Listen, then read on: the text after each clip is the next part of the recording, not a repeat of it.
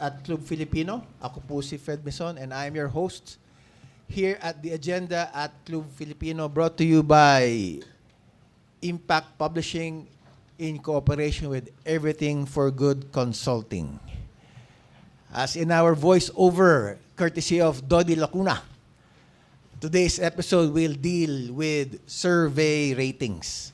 And every time there are surveys, there are elections. And when there are elections, there might be some issues with when it comes to numbers. So we have seen how the survey ratings of our two highest officials in our country suffer a steep decline. So with us for today's episode are, to my right, former chairman of the Commission on Elections, one of the stalwarts in our formulation of the 1987 Constitution. He is the pioneer of our national citizens movement for free elections. His stature, his face is a brand and a trademark when it comes to election integrity. Join me in welcoming Chairman Christian Monsod, sir. Mabuhay po kayo.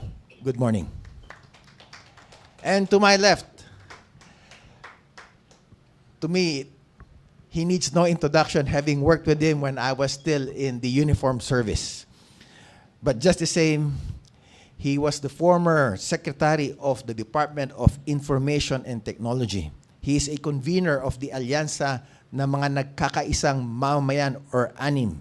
He is one of the petitioners of a petition in the Supreme Court probing the massive electoral fraud in 2022 national elections. And more importantly, he was my boss when I was with the intelligence service. Join me in welcoming Brigadier General Cabinet Secretary Eliseo Rio. Good morning, sir. Let's go straight to the point. We are talking about surveys. And when it comes to surveys, we are talking about numbers. Kayo, General Rio, being a numbers guy and, someone who is really into the accuracy and integrity of numbers and information, how do you think, or what is your perspective when it comes to the trustworthiness of survey ratings? Well, the survey companies are very trustworthy. No? They have more or less their survey jibe with results, no, of issues, especially during election. No? They more or less accurately say that these are going to be the result of the election. So we can trust the survey. Do you agree, sir, that the recent decline in the survey ratings are also reflective of the performance of this administration? Yes, the one that was presented, there is a drastic drop of the the popularity or the acceptance of the people to the two highest leader of the land, no? And basically, this reflects the 2 years performance of the president and vice president in the way that they are handling our government. So you think, sir, survey ratings are a good predictors and representative of what the country is experiencing right now? Yes, depending on the question or how the survey was performed, no? But given the trustworthiness of the surveying agencies, then yes, it is a reflection of what the people think and feel. No? Chairman Monsod, let me ask you naman, sir. Do you still think that having these surveys, especially before any election, are useful, or should we just do away with all of these survey ratings? Well, they are useful if they're from reliable sources, because the issue is always who conducted the survey, and have they been conducting surveys like this through the years or only recently. To me, the two most reliable are SWS and Pulse Asia, sir? yeah, Pulse Asia. But I read all of or almost all of these surveys, and of course take them into consideration. I do agree that there should be a reduction in the trust of government in the Philippines because of recent events. So at least on that point, I don't know if the trust of the people has really dropped that much, because it looks like a very, very dramatic drop in the trust rating. But I do agree that there is a drop, because I work with farmers. I've been practicing law for 38 years for farmers and urban poor, and I often ask them how they feel, and I think they feel the same way. And given that there are significant declines in both the ratings of the president and the vice president, and they have fielded their own candidates for this coming 2025 elections. Yes. Would you consider, sir, na these survey ratings kind of preempt the will of the people, given that pag lumabas na yung survey, wala na, yung manok namin wala na, so wala nang kwenta yung boto. You know, I've heard a lot of people saying that, na bakit pa ako boboto dun sa kandidato ko na wala naman dun sa Magic 12? Well, actually, to many people, the vote is meaningless, because if you listen to them, they say, well, you know, actually, all of them belong to the the rich and the powerful, and they are not willing anymore to go into the streets and suffer their life and livelihood in a battle among the elite, because democracy has not been meaningful to our poor. So when they vote, sometimes they both say, you know, it's like a theater, right? What is entertaining? They don't ask, is this guy willing to die for country and for the poor? And are they people who are willing to sacrifice even their own interest for love of country? No, to them it's all a theater, right? It has not been meaningful to them since EDSA. That's quite alarming, Chairman Monsod, for you to say that the vote of most Filipinos is meaningless. Ano dapat ang ginagawa natin, sir? No, democracy has not been meaningful to them. And what do you think can be a solution so that the meaning will return to most Filipino voters, sir? We have to start from the beginning. I think we have to go back to where we were in 1986, because the way I see it is that after 1986, let me start with this. EDSA was not only the promise of restoration of democracy. EDSA was also the promise of a new social order for the poor. And, you know, EDSA is when we held hands or locked arms, raising our fists in the air and singing Bayan Ko in front of tanks. And everybody thought that it would be a new day. that a new social order will come when every administration since EDSA has failed. And those of us who at one time or another were in government, we are also responsible for that failure. So when I talk to the poor, to the farmers and so on, because I go around to talk to my clients, I always apologize because I was one of those who held office during all this time, 39 years ago to the day. And I'm part of the failure. And therefore, I'm saying it's up to you now to, I think, until we get rid of this feudalistic system of dynastic clans, we will not have a real democracy in this country.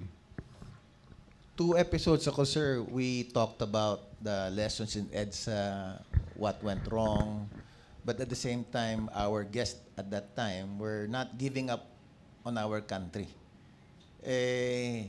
Given the current landscape now, sir, do you still think that there is still hope for us to end this feudalistic and political dynastic system that we have? Yes, but we have to start from the beginning. And I think for that we also need the church. We have to go out and tell the people that, you know, when they say, talk about poverty, they say, well, you know, the poverty rate in the Philippines is about 18 or 19%.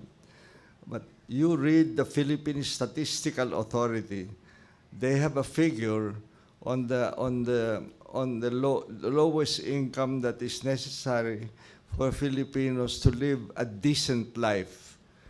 And it is not 18 or 19%. It's 58%. And so here, we have to talk to the people and say, if you want change, it will have to be transformation from the ground up, no longer looking for that one person or angel of hope who will transform the country from the top to the bottom. No. The way to do it is from the bottom up. Thank you, sir.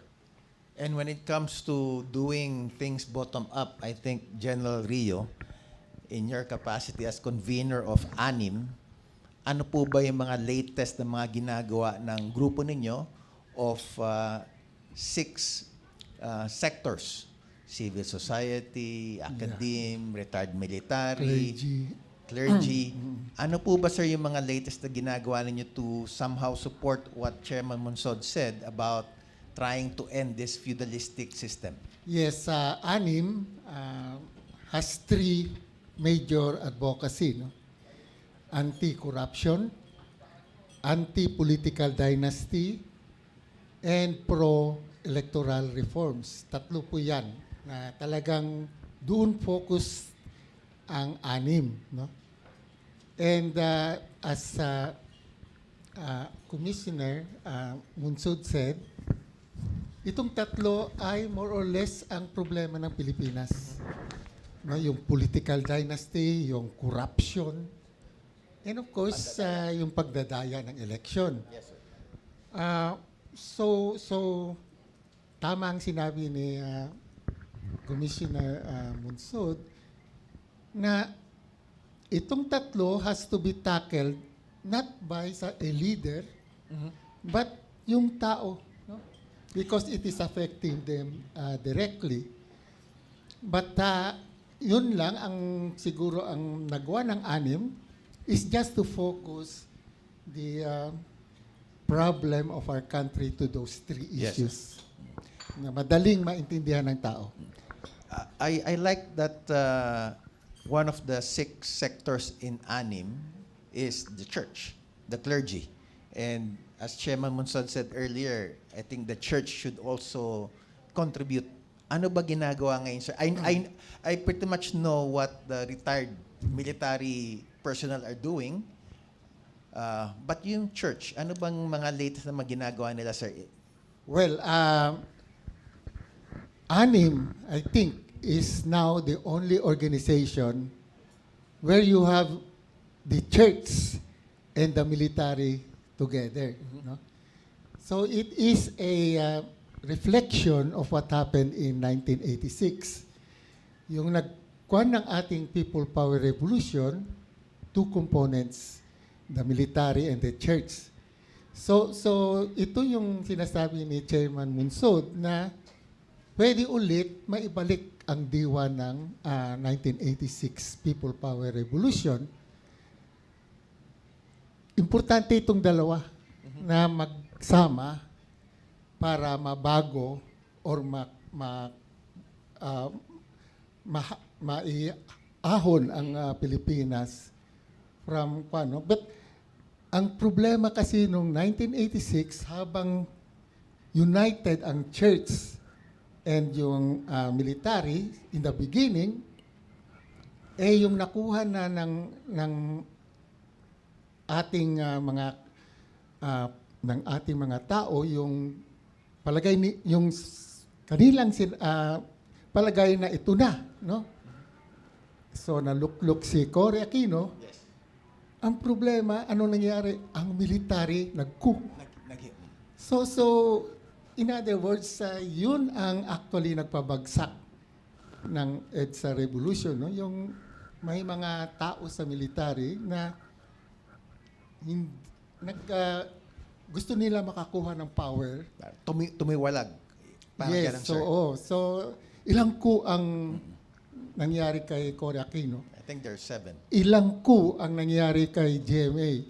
So ito ay galing sa military. Yes, sir. No? And yung pinaka most disastrous coup na nangyari nung kay Cory is the 1989. Kasama tayo. Yes, sir. Sa ISAF doon. So ito yung siguro dapat kung magkakaroon ulit ng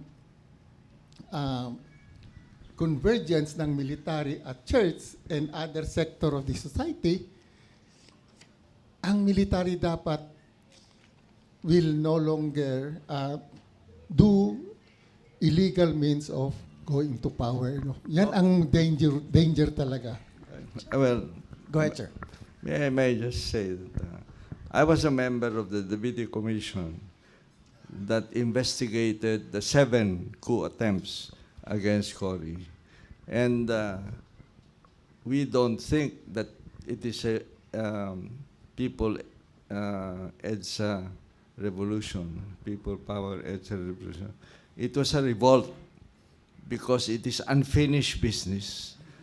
There is work to be done, and you cannot call a revolution until we have a new social order. That was the dream or the vision of the people who were at EDSA.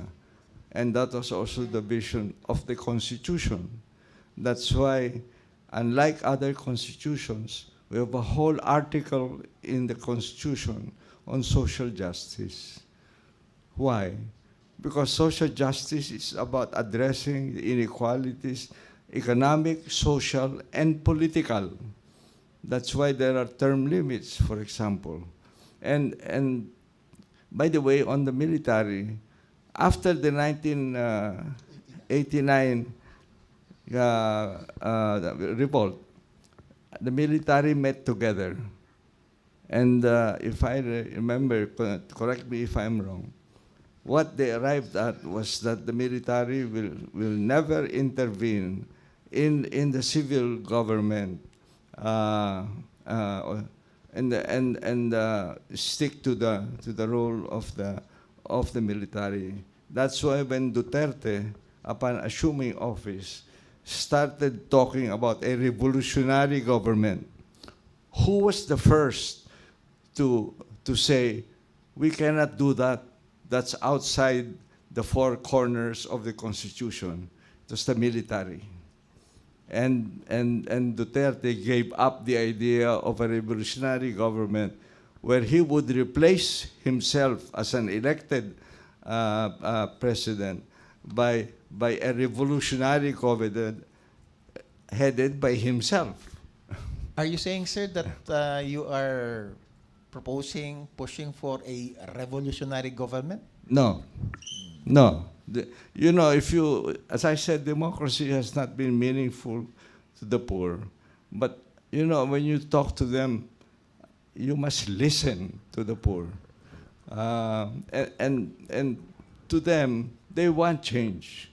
But they want change to full, free, and credible elections. They don't like a revolutionary government. They don't like a coup d'etat, a provisional government with an open-ended term, by changing the constitution in order to extend the terms and so on.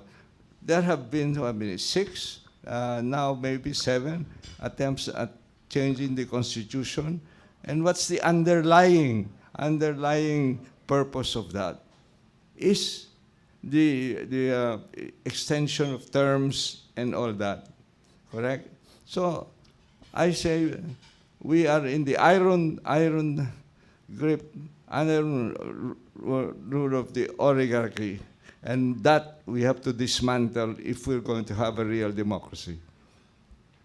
I'll ask you, Chairman Monsod, in your capacity as a member of that 1986 Constitutional Commission, and I hope you can give us that the backstory. Why, when the commission had the opportunity to really prohibit political dynasties, there was an insertion of as may be defined by law. Ano po ba nangyari dun, sir? Well, the discussion went like this, that we are in bad shape now.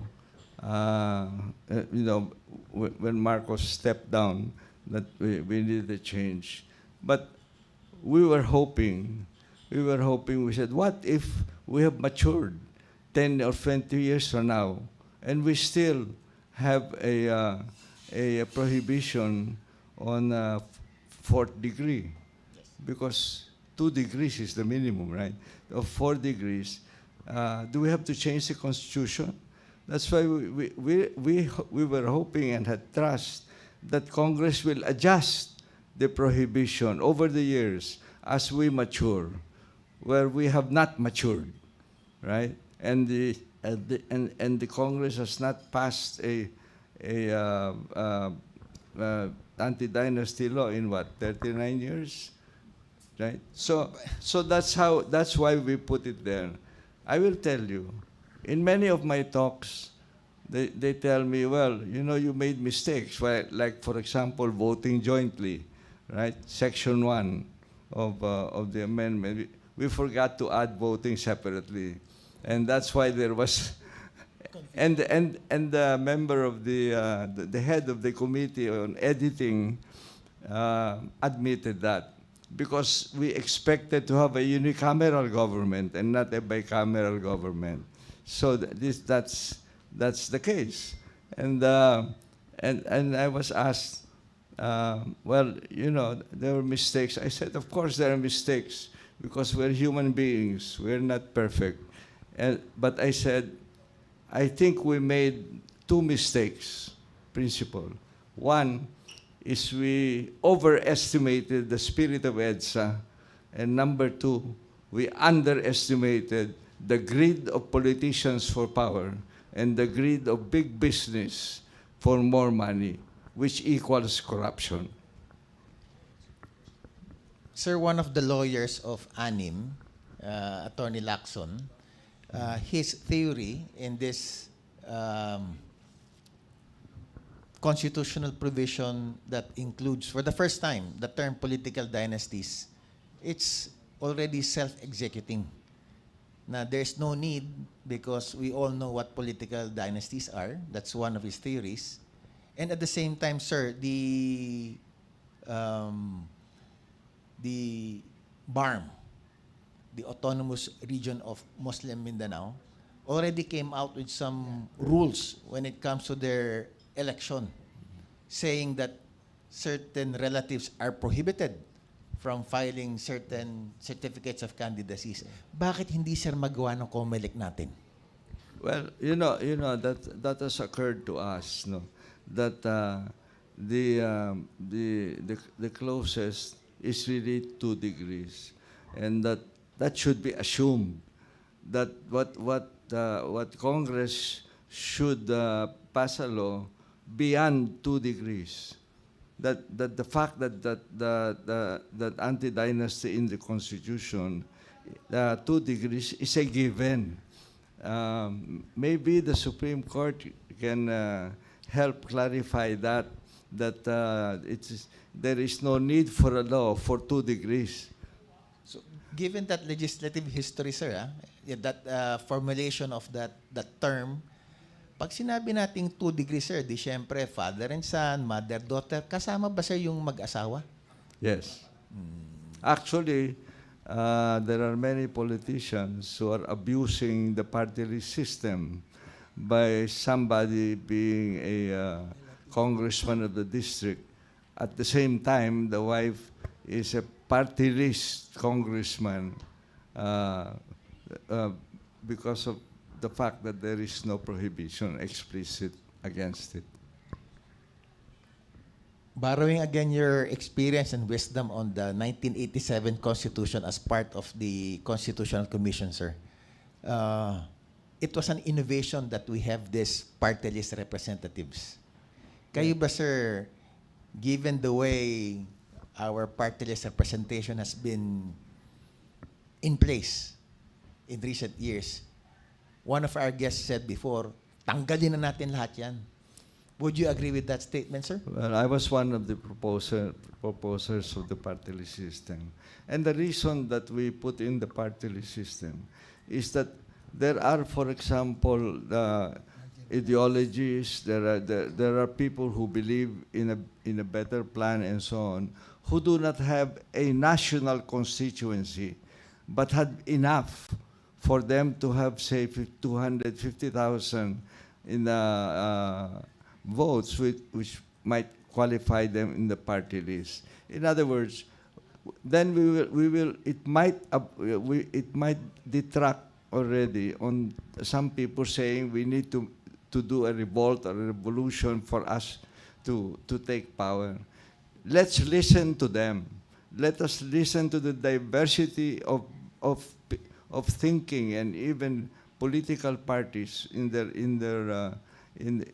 their idea of what government should be, by listening and giving them the platform to inform, and then let the people decide. And they're only 20% of the number of congressmen. Even if they go together, they cannot control the House. But at least we will listen to the diversity of views. Some of them may be stupid, but some of them may be very thoughtful and correct. And do you think, Chairman, so that the current party list representation in Congress are doing or accomplishing the vision that you had way back in 1986? No, they're not, because it's being abused by the politicians because of lack of that law. Is it really more of anti-dynasty? Is it really more of politicians, sir, or the regulators? Well, or the voters? no, it's not. It's the fault of the dynastic clans, the feudalistic system, and the way I see it, also there were 2 what I call defective Supreme Court decisions. We need 3 amendments to the party list system to make it work according to the intent and vision of the Constitution. Number 1 is an anti-dynasty provision. Number 2 is to take out the limit of 3 congressmen from each party. So if a party gets enough votes for 6, that party must get 6. What's happening now is that the COMELEC diverts the vote above 3 and distributes it to the parties below who to make them have enough votes to be members of Congress, even if they have a different ideology from the party who got the votes. So that must go, that limit of 3, because party list is a system of proportional representation, and that is not proportional representation. And the number 3 amendment should be, there's a phrase there that they have a marked record of what do you call it, holding or speaking for or believing in this party, and therefore they can represent parties. It became the phrase has been loosely interpreted so that it allowed the son of President Arroyo, who is a resident of Forbes Park, to represent tricycle drivers. And he is not alone. Maraming ganun, sir, kung nakikita na certain members of powerful families being representatives of party list groups. There should be a tricycle driver to represent them if the people give them the vote. That's precisely the purpose of party list. Pero ang sabi naman ng iba, sir, fine, you will have a tricycle driver, you will have, let's say, a farmer, you will have, say, somebody, let's say, an OFW. Sabi ng iba, sir, wala naman silang alam sa paggagawa ng batas eh. Di ba? Why? They'll learn. They will learn that. And that's, But we will learn their ideology and their platform and what they stand for. And that's enough. You listen to them. If they're correct, then we will promote it. If they're incorrect, then we will not promote it. going to General Rio, sir, Chairman Monsod mentioned about political dynasties. I know you are really an advocate when it comes to ending political dynasties. But at the same time, nakakalimutan po natin siguro yung electoral reforms because the election process somehow allow this perpetuation of political dynasties in our country. Ano po ba, sir, ang nakikita niyong pagbabago kung meron man from the 2022 elections to this 2025? Well, in fairness to COMELEC, no, they already disqualified Smartmatic. Maraming irregularidad na nakita natin sa Smartmatic and, you know, it's good na disqualify sila. So we are looking at the new system, yung Miro system, na may improvement sana sa Smartmatic, but this is the first time they will demonstrate in a actual election yung capability, their capability, no? So we are watch and see ang attitude namin ngayon, no? Because mayroon ding mga negative comment on Miro from other countries that is on record. But we trust the COMELEC to be able to make Miro really work in the Philippines. No? Talking about the para bang negative comments, sir, ng Miro, there's this one lawyer, Atty. Respicio, who came out and at the same time, COMELEC Chairman George Garcia filed almost immediately a cyber libel complaint. Ano po ba, sir, ang nakikita kaya ni Atty. Respicio doon sa mga nakita ninyo noong 2022? Well, actually, sinagot na yan ni Chairman George Garcia, no? Yung lahat ng mga paratang ni Attorney Respicio, Harold Respicio. But we are supporting him because doon sa 2022, ang sabi ngayon ni Attorney Respicio na wag muna i-connect ang vote counting machine or ngayon ay automated counting machine sa internet habang hindi pa nakapag-print ng election return. But sa guidelines ng COMELEC, that is already there kahit na noong 1922. Nasa guidelines na that the only time that you connect the VCM is after the VCM has printed 9 copies of the electoral returns, no?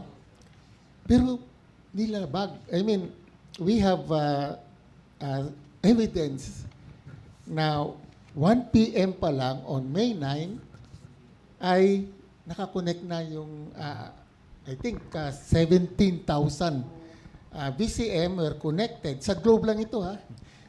From 1 p.m. to 7 p.m., 17,000 VCMs were connected already to the internet on the day of the election, no? So yun ang kinakuha namin na pwedeng labagin. Kahit na nasa guidelines na ng COMELEC na hindi pwedeng i-connect. So Sa that- record ng telco, nag-connect talaga. So dapat sir ang sa tingin ninyo or ang dapat ginawa every time you have this election making use of the VCM, yung pag-connect ng VCM to the internet should happen when? After the printing of the 9. Nasa guidelines yan. But we would want, and this is also what Attorney Respicio wants, to make it punishable. Sa ngayon, guidelines lang.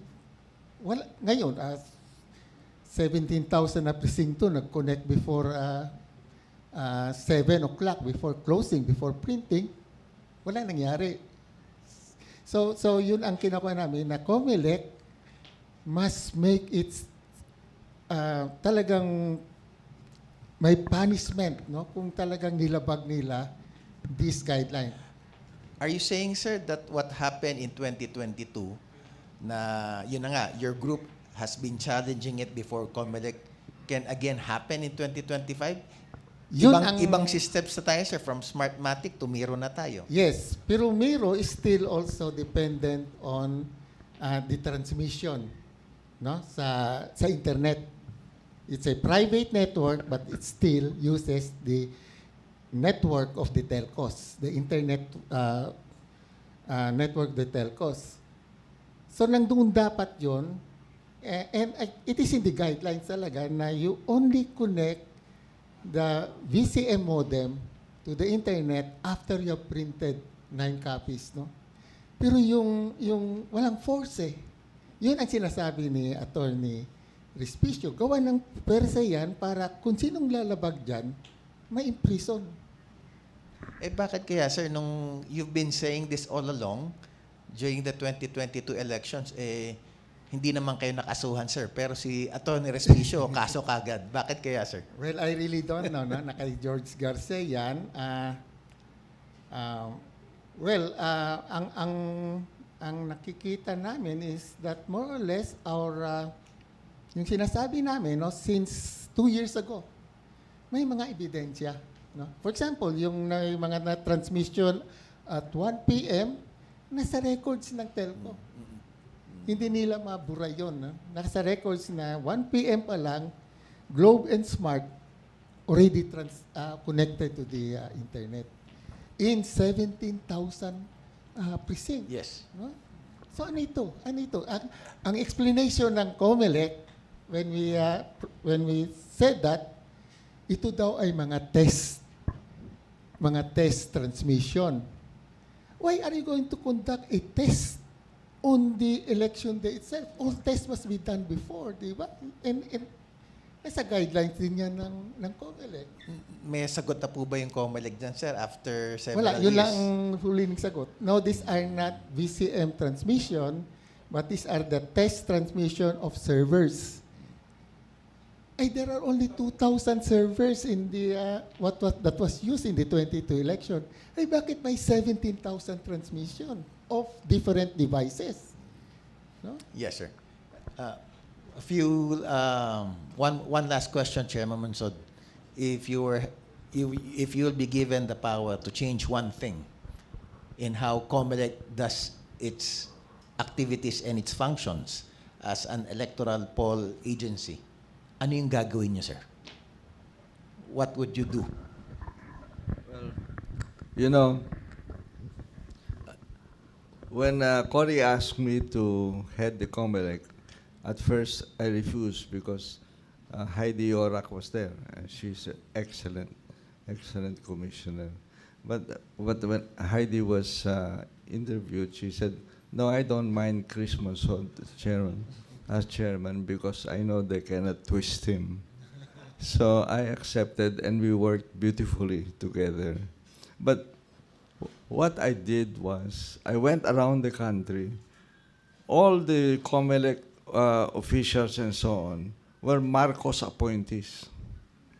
So I went around the country and I said, I will not replace anybody.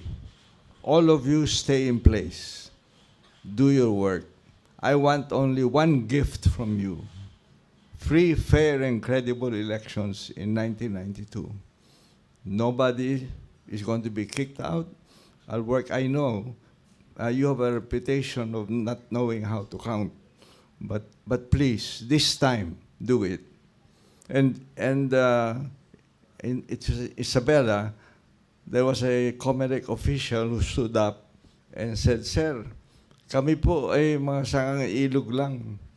Kung ang tubig po na nanggagaling sa bukal ay madumi, madumi din kami.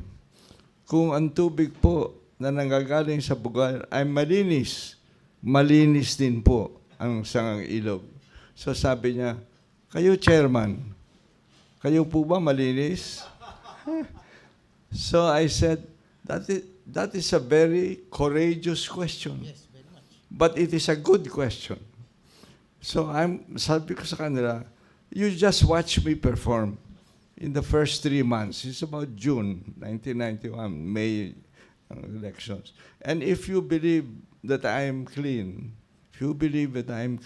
will you give as a gift to the people free, fair, and credible elections in 1992? And all of them said yes. And they said yes all over the country. We adopted the motto, listen to the people, work with the people, serve the people. Like that. And they delivered the first peaceful transfer of power in 27 years. So the trust rating in the surveys showed that the trust rating of the COMELEC at the ground level is higher than the trust rating at central office. So I was asked, "Sir, what do you think of that?" I said, "The elections are delivered at the ground level and not at central office. That is a correct survey." So, I believe that there are good and bad people in every administration, and it's up to us to look for the good ones and make their acquaintance and so on and believe. Just a few weeks ago, there were in Bugsok in Palawan, there's a big issue there on the ownership of the land in San Miguel is preventing or against some of the people getting land, especially indigenous peoples. And their bodyguards had guns, and they were oppressing the people and using force against them. So I called up somebody in PNP, and I said, "Pakitulungan nga ninyo yung mga tao dun sa Bugsok dahil ito nangyayari." And the next day, the provincial commander of Palawan called me and said, "Sir, what can we do for you?" And I said, "Protect the farmers from the goons." And they did. They did. So I believe there are good and bad people in government. And it's up to us to look for them. And that will help us to achieve real change in our government, working with them. Thank you, sir. And on that note, I think we'll open questions to our media guest. Go ahead, please, sir.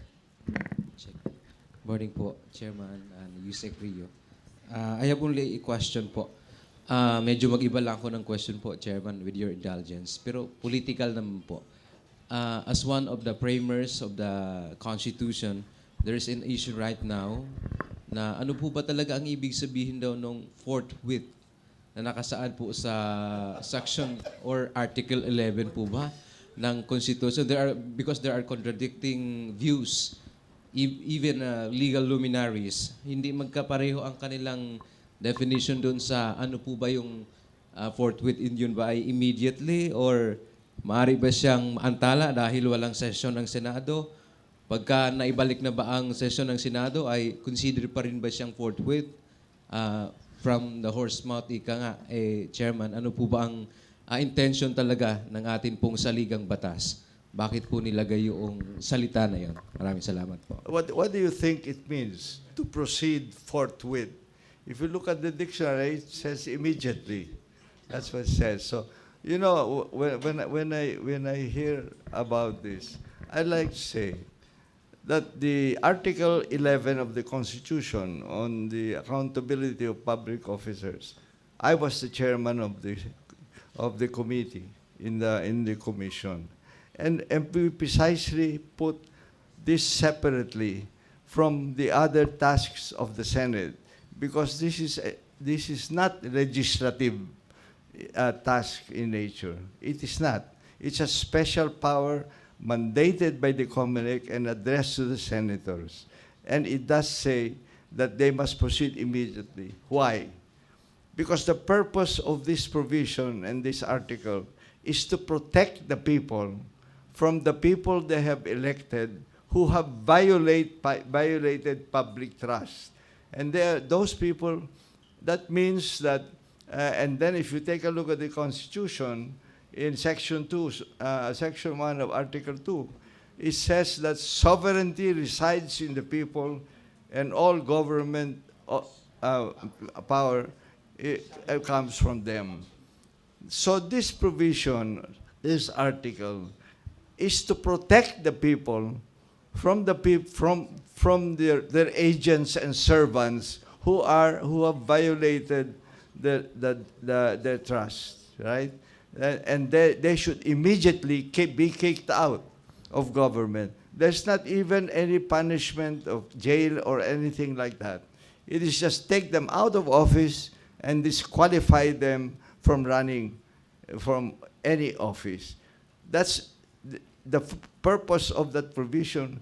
The primary purpose, not to punish them. It is to protect the people. And that's why it must be interpreted immediately. I was asking, who were the senators who refused to act immediately? Please name them for the sake of the public information so that we will know what they feel.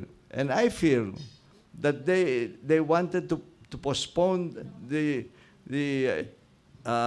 trial because they're afraid that their true self would be revealed in the deliberations of this impeachment trial. And so they might say something there that will turn off voters. In fact, I'm surprised. I am told, and I have to verify this, that one of the senators said, "Why do we have to hold that? I'm going to vote against it anyway." That's a violation of the Constitution. And so I said, eventually, people are answerable for the mandates of the Constitution they ignore or what they act against. And that should happen. In our system of checks and balances, the Supreme Court may get involved in that. But the final word on it are the people themselves, on who they will vote for. And I think that many senators did not want to reveal their true selves in participating in the trial. Pwedeng follow up. Go ahead. That was an excellent Opo, question, oo by nga the way. po. Chairman, with your indulgence again. So, big sabihin ho, ano po talaga ang dapat ngayon? Dapat nag-convene na ba ang Senate as impeachment court and commence yung trial? Yes, they received the articles of impeachment on February 5, right? And they said that they will have to make the rules of the impeachment trial and so on. There have been so many of these things. So they have these 3 or 4 versions. All they need to do is take a look at that, amend a little, refine it, and there is no excuse that after 4 or 5 weeks they still have not come out with the rules. They're deliberately postponing the trial on the request of senators. That's why I want to ask, who are these senators? And the people should know.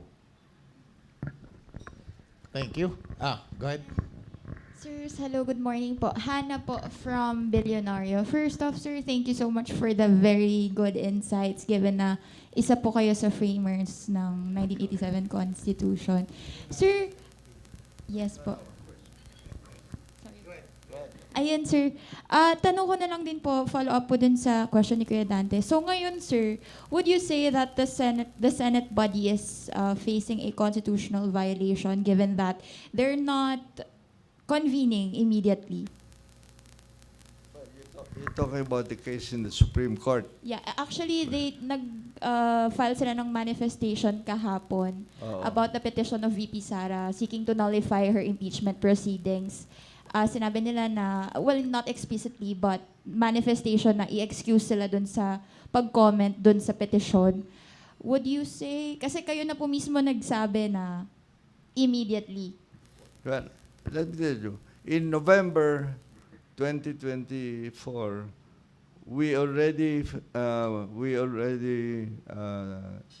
November 2023, we already filed a case regarding the 125 million that President Marcos gave to Vice President Duterte out of his contingency funds.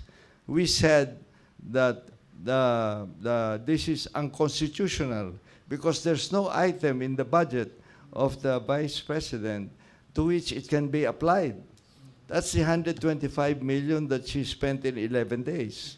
And that was number one that was being debated in, or what Congress was looking into. That our petition has been pending for so long, and the Supreme Court has not acted on it. There are two others who followed us, one filed by the group of Justice Carpio and the other by Nery Colmenares. All of these three cases have not been acted upon by the Supreme Court. Now, of course, you've heard about the study published by Cambridge, haven't you? They studied the voting of 86 justices on 70 mega cases from 1987 to 2021. And the average vote for the president or the administration, and probably the appointing power, the average vote of the 86 judges was 69%. They then studied the voting record of the justices appointed by Duterte. And their voting record is 94% in favor of the government. So we in the Supreme Court is the key to the systems of checks and balances in our country. And I think we have a good Chief Justice. But 13 of the 15 justices today were appointed by Duterte. But in a democracy, when we talk about appointed and elected officials, the source of legitimacy of elected officials is the vote of the people. The source of legitimacy of appointed officials, like the Supreme Court, is their independence. So let's see how independent the Supreme Court is in these cases of impeachment. Okay po. Sir, follow up lang po about that, sorry, if I may po. Sir, so does that mean wala namang constitutional violation na hinaharap ang Senate? Given that they still do not convene as an impeachment court? Yes po ba? She's asking, sir, given that the Senate is not acting on the articles of impeachment forthwith based on the Constitution, are they committing a violation of the Constitution? Yes. And by the way, interesting that the House as well may also be held accountable for the fact that there were 3 impeachment charges filed in December, the 2, 4, and so on, and under Section 2 of under Section 3, Paragraph 2, I think, of the accountability of public officials,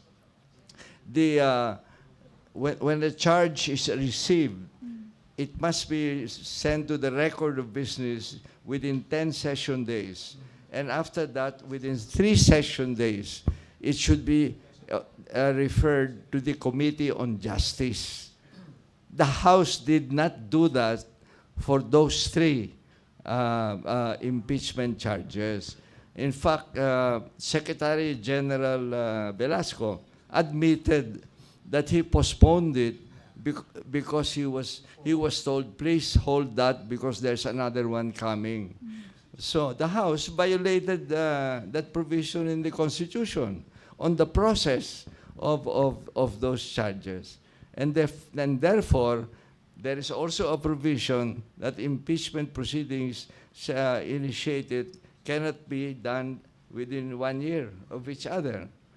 And that is the petition of Vice President Duterte in the Supreme Court, that the fourth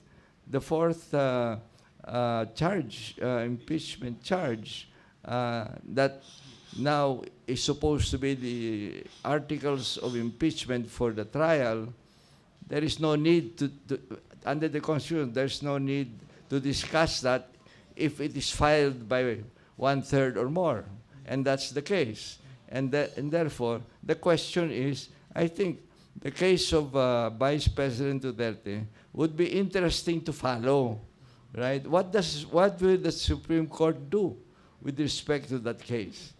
And so both the House and the Senate have avoided or not are liable for not obeying the mandate of the Constitution, and they should be held to account for that. Thank you, sir. One last question for today. Due to time constraints, go ahead, please. Hello po, Diane po from Inquirer. Going back po to election survey results, ano po yung malaking implikasyon nito sa darating na halalan sa Mayo? And kung patuloy pa pong bumaba yung mga result nila sa survey ng Marcos Duterte, ano po yung magiging implikasyon din sa mga susunod na taon or election? Well, with respect to the farmers and the urban poor that I work with, I don't think that surveys like this is going to influence them much on what to do. I think they will vote in accordance with their own feelings about it. And as I said, many of them think it's just entertainment because all those elected since EDSA have not fulfilled the promise of a new social order. General Reyes, sir. Yes. If you come to think of it, itong May 12 election is really Duterte versus Marcos. No, yung tama si Chairman Munsod, no, yung kung ilang mga senador ang ma-elect para impeachment or ilan ang ma-elect against impeachment will of course determine the fate of Vice President Duterte, no? So yun ang nagiging focus ngayon, hindi na yung mga basic issues ng kabuhayan, kahirapan na nangyayari sa ating bansa. So that's the danger there. Yan ang sinutukoy na yung mga nasa baba, yung mga farmers, ordinary kan, ay hindi na sila masyadong concerned sa election dahil alam nila, labanan ito ng dalawang dynasty. So ang aming sa anim, yun ang aming isang pakay, no? Na mawala yung political dynasty at yung corruption din ay isang issue rin, no? Yan ay nawawala ngayon sa election na ito.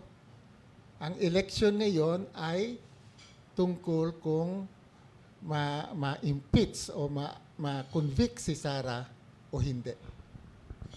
Thank you po. Okay. Thank you very much. We'll depart from our usual program by allowing our chairman to say a few closing remarks given the questions and topics discussed for today. Go ahead, Chairman Monsod, sir. You know, when I speak to the schools and the church and business and so on, my first point is this: you want change. Now, do we agree on the ends? Because if we don't agree on the ends, then we disagree also on the means. Now, what is the ends? The ends is a new social order and the dismantling of the feudalistic system of dynastic club. Now, so my question always to that audience is, are you willing to sacrifice for love of country and of the poor, to sacrifice something of yourself, of your benefits, in order to achieve this? Because we are told that sacrifice is the currency of love. Number two, I asked, for example, the students at the Sal, Ateneo, Adamson, and so on, and I said, how many of you attend your barangay General Assembly twice a year so that you'll know what's going on in the barangay, so you know who are the good people, especially from the poor, who should run? Because they're afraid to run against the mga bata ng dynastic clans. And what are you willing, do you listen to what's happening to them? Why? Because, we need you in order to have change in this country. We have, my point is, what did the pandemic show us? The pandemic showed us that it is possible, the communities where those who had the means were helping those who were in need. This was happening in the pandemic. This is very inspiring. And if this, we must spread this out, we must use this, because it shows that transformation is possible from the bottom up instead of from the top to the bottom. Now, third, my point is, my point is this: our country, sorry.